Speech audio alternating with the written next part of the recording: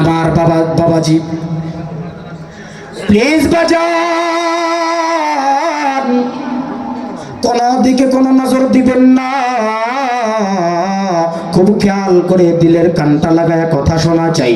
এ বন্ধু, হযরতে আজরাইল যখন কোনো মানুষের সামনে চলে আসে, হযরতে আজরাইল যখন কোনো আল্লাহর বান্দার জান কবজ করার জন্য চলে আসে, ঠিক তার কিছু পূর্ব মুহূর্তে আল্লাহ পাক রব্বুল আলামিন আসমান থেকে দুইজন ফেরেশতাকে আল্লাহ তাআলা বান্দার কাছে পাঠাইয়া দেয়।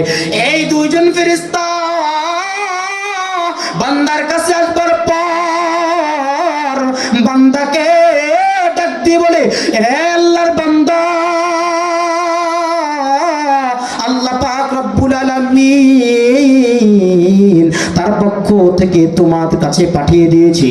এই যে দেখে নাও আমাদের দুইজনার হাতের মধ্যে আল্লাহ তাআলা দুইটা কাগজ ধরায় দিয়েছি, দুইটা মিষ্টি, দুইটা ভিডিও চিত্র আল্লাহ পাক রব্বুল আলামিন দিয়া দিয়েছে। এই দুইটা ভিডিও চিত্রের ভিতরে, এই দুইটা কাগজের ভিতরে তোমার গুনাহের আমলনামা আর তোমার নেকের আমলনামা আল্লাহ পাক রব্বুল আলামিন উঠায় ধরেছে। ও বান্দা, দেখে নাও দুনিয়ার জমিনের ভিতরে তুমি কতটুকু গুনাহ করেছো।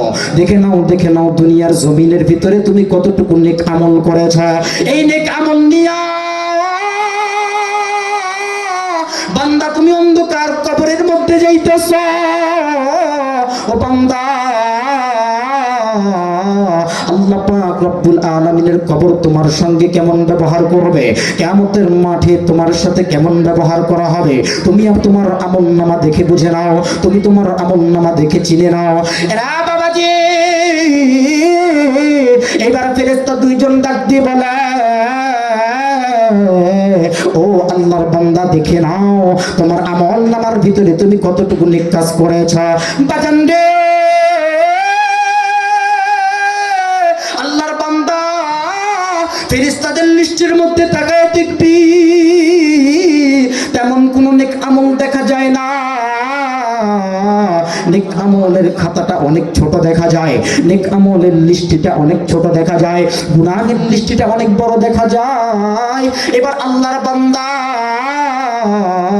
ফেরেশতাকে ডাক দিয়ে বলবেন, ওগো আল্লাহর ফেরেশতা, ওগো আল্লাহর ফেরেশতা, এই যে তুমি যে লিস্টটি হাতের মধ্যে নিয়েছো, যেই লিস্টটা তুমি আমাকে দেখাইতেছ, এই লিস্টের ভিতরে যেই গুনাহগুলি লেখা রয়েছে, এই গুনাহগুলি আমি করি নাই।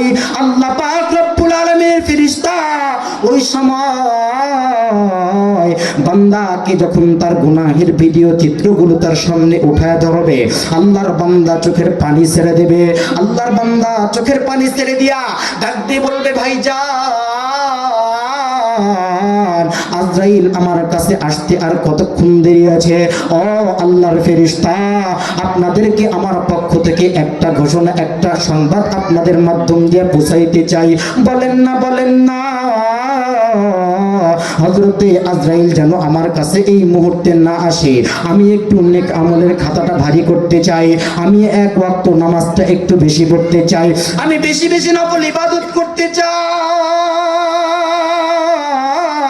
আমি একটু আমার জিন্দেগির সমস্ত অর্জিত সম্পদ আল্লাহর রাস্তায় দান করতে চাই। কিন্তু ওই সময় ফেরেশতারা ডাক দিয়ে বলবে, না না না না, খবরদার, তোমাকে আর এক সেকেন্ড সময় দেওয়া হবে না, তোমার জন্য আর একটা সেকেন্ড সময় আল্লাহ পাক রব্বুল আলামিন তোমার হায়াতের মধ্যে নিযুক্ত করে নাই। না না না,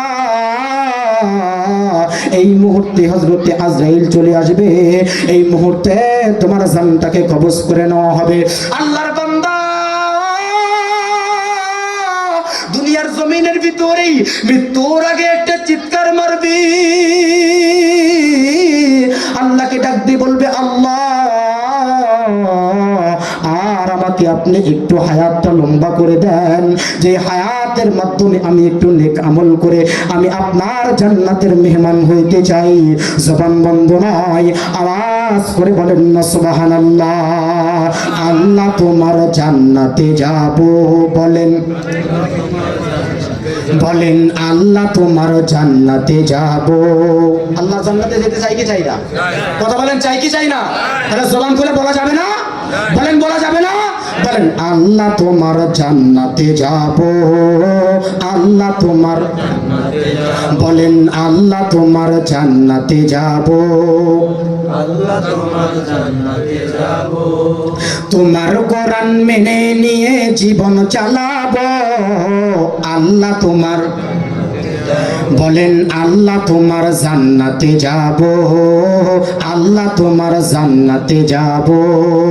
কোরআন মোদের জীবন বিধান আমরা সবাই জানি। জানেন কি জানেন না? কথা বলা লাগবে, জানেন কি জানেন না? কোরআন মোদের জীবন বিধান আমরা সবাই জানি। নবী যাহা বলছেন আমরা হাদিসে তা শুনি। সুবহানাল্লাহ। নবী যাহা বলছেন আমরা হাদিসে তা শুনি। কোরআন মোদের জীবন বিধান আমরা সবাই জানি। নবী যাহা বলছেন আমরা হাদিসে তা শুনি। এই কোরআনকে মোদের দেশের, এই কোরআনকে মোদের দেশের সংবিধান বানাবো, আল্লাহ তোমার জান্নাতে যাব। বলেন আল্লাহ তোমার জান্নাতে যাব, আল্লাহ তোমার জান্নাতে যাব।